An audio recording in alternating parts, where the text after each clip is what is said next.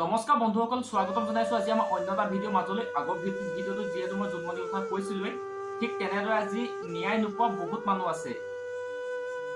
আজি নীলোৎপল আৰু অভিজিত হত্যাকাণ্ড আজি প্ৰশ্নবোধক হৈ আছে। মৰি ধলৈ যে নন্দিতা শইকীয়াক মাৰি পেলাইছিল, সেইটো ক'ত আছে এতিয়া? ন্যায় পালেনে পৰিয়ালটোৱে? প্ৰশ্ন কাকত ফাদিল কৰাৰ বাবে যে হাজাৰ হাজাৰ শিক্ষাৰ্থীৰ জীৱন ধ্বংস হৈছিল, ক'ত এতিয়া? যিসকলে প্ৰশ্ন কাকত ফাদিল কৰিছিল, ডাক্তৰ পৰিয়ালটো এতিয়া কেনে আছে?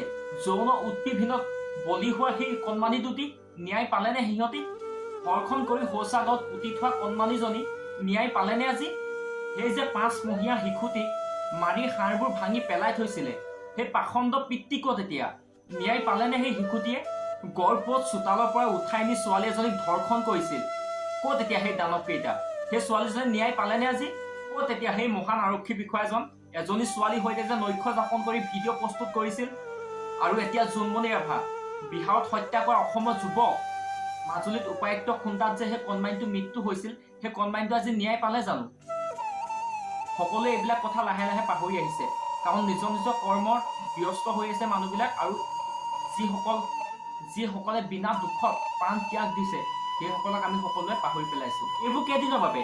এসপ্তাহ, 10 দিন নে এমাহৰ বাবে? এই ঘটনা আকৌ সকলোৱে পাহৰি যাব।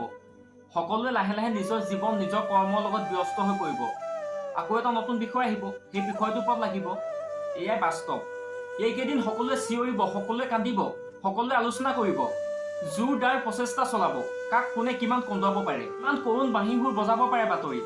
তাৰ মাজতে চলিব যেন আকৰ্ষিত প্ৰতিযোগিতা। কোনোবাই আকৌ জোনমণিয়ে চলাই যোৱা বাহনখন দেখুৱাইছে, আৰু কোনোবাই আকৌ তাই পিন্ধি থকা জোতাযোৰ দেখুৱাইছে, আকৌ কোনোবাই বিহু নাচকে দেখুৱাইছে। বিহাৰত মৃত্যু হোৱা সেই যুৱকজন, তেওঁৰ পত্নীৰ সৈতে হোৱা কথা বতৰাবোৰ, মাতৃ জটিল বেমাৰত পৰি থকাৰ পিছতো আজি মাতৃৰ ভাষ্য।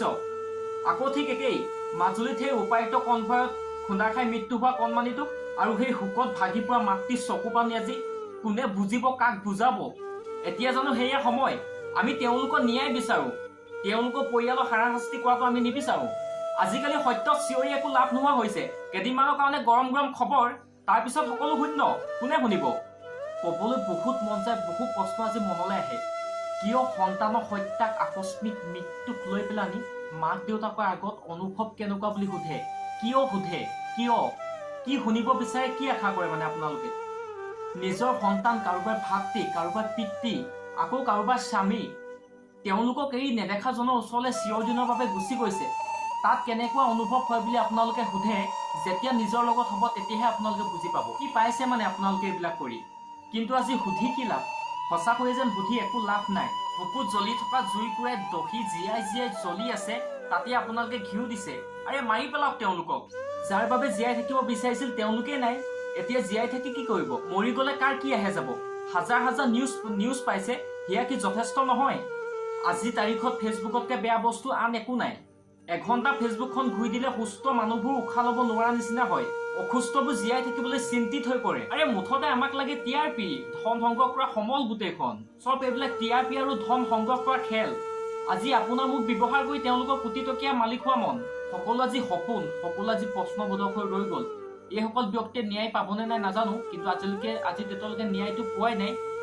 কিন্তু পাছলৈ চাই যাওঁচোন, এইসকল ব্যক্তিয়ে ন্যায় পায় নে নাপায়।